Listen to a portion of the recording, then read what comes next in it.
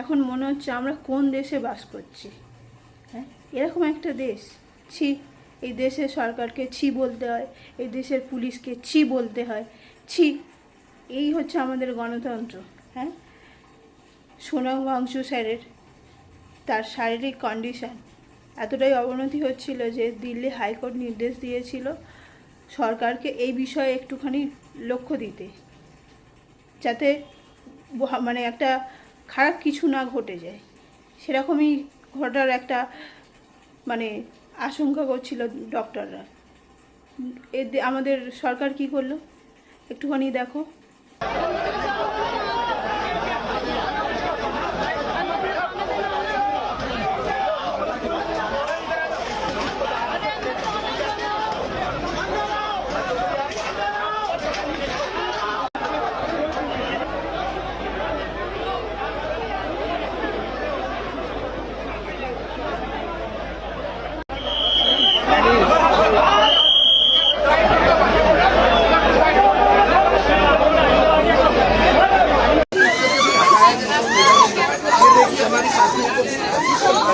যন্তর মন্তর থেকে সোনাংশু স্যারকে জোর করে তুলে নিয়ে গেল কাছাকাছি কোনো একটা হসপিটালে।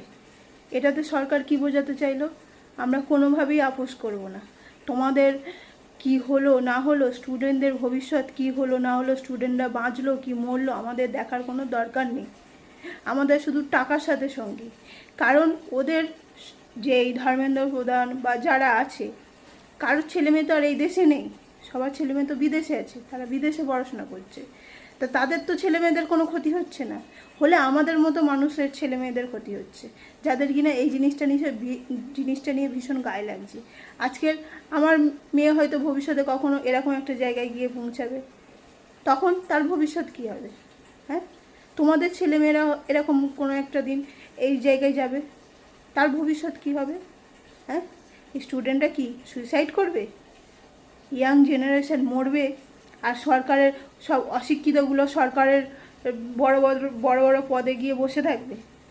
হ্যাঁ, এটাই আমাদের দেশ। আর পুলিশকে মনে হলো যেন গুন্ডা।